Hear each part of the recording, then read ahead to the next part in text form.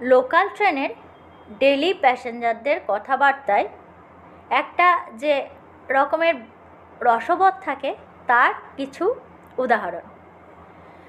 ট্রেনের ভিতর একজন আর একজনকে জিজ্ঞেস করলেন, কি দাদা, অফিসে চললেন?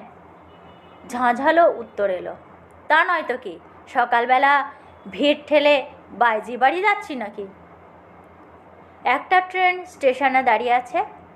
একজন লোক হন্তদন্ত হয়ে এসে জানালার ধারে বসা ভদ্রলোককে জিজ্ঞাসা করলেন, দাদা, এটা কি সব স্টেশনে থামবে? ভদ্রলোক পেপার থেকে চোখ সরিয়ে গম্ভীরভাবে উত্তর দিলেন, কেন, আপনি কি সব স্টেশনে নামবেন? চলন্ত ব্যান্ডেল লোকালে একজন ট্রেনের হাতল ধরে ছুটতে ছুটতে প্রশ্ন করলেন, দাদা, এটা কি ব্যান্ডেল? তাৎক্ষণিক নির্বিকার উত্তর ভেসে এলো, না না, এটা তো হ্যান্ডেল। দমদম থেকে সন্ধ্যাবেলার নারকীয় ভিড় জয় করে একজন একটা ট্রেনের পাদানিতে কোনো ক্রমে ঠাঁই পেয়েছেন। গোটা শরীরের 80% দরজার বাইরে। কেবল এক হাতে একটা হাতল কোনো ক্রমে ধরতে পেরেছেন। ট্রেন গতি নিয়ে নিয়েছে আর তার কানের পাশ দিয়ে পোস্টগুলো সাঁই সাঁই করে চলে যাচ্ছে। ভদ্রলোক চিৎকার করছেন, দাদা, একটু চাপুন, একদম ঝুলছি যে। ভেতর থেকে একজন উদাস গলায় বলে উঠল, শুধু ঝুললে হবে, মাকে বলুন কমপ্লান দিতে। নিজের কলেজ জীবনের অভিজ্ঞতা থেকে বলছি, ট্রেন প্রায় হাওড়া স্টেশন ছাড়বে, ঠিক সেই সময় এক যুবক জিজ্ঞাসা করে উঠল, দাদা, বালি ধরবে? শুনতে পেলাম একজন বলে উঠল, সিমেন্ট লাগালেই ধরবে।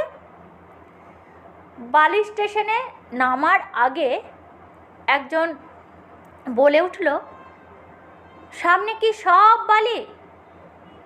ভিড়ের মধ্যে থেকে উত্তর এলো, থাকলে কয়েকটা সুগ্রীবও থাকতে পারে। একদিন ট্রেনে প্রচণ্ড ভিড়, প্রায় কামরা খালি করে সবাই বালি স্টেশনেই নামবে। ভেতর থেকে প্রশ্ন করল, দাদা, বালি কোন দিকে পড়বে? কেউ একজন বলে উঠল, যেদিকে ডালা খুলবে সেদিকেই বালি পড়বে। বিধাননগর স্টেশনে দাঁড়িয়ে আছি। একজন হন্তদন্ত হয়ে ছুটে এসে হাঁপাতে হাঁপাতে স্টেশনে দাঁড়ানো অন্য একজনকে জিজ্ঞাসা করল, দাদা, কোন ট্রেন আসছে? লোকটি নির্বিকার চিত্তে উত্তর দিল, কেন, লোকাল ট্রেন।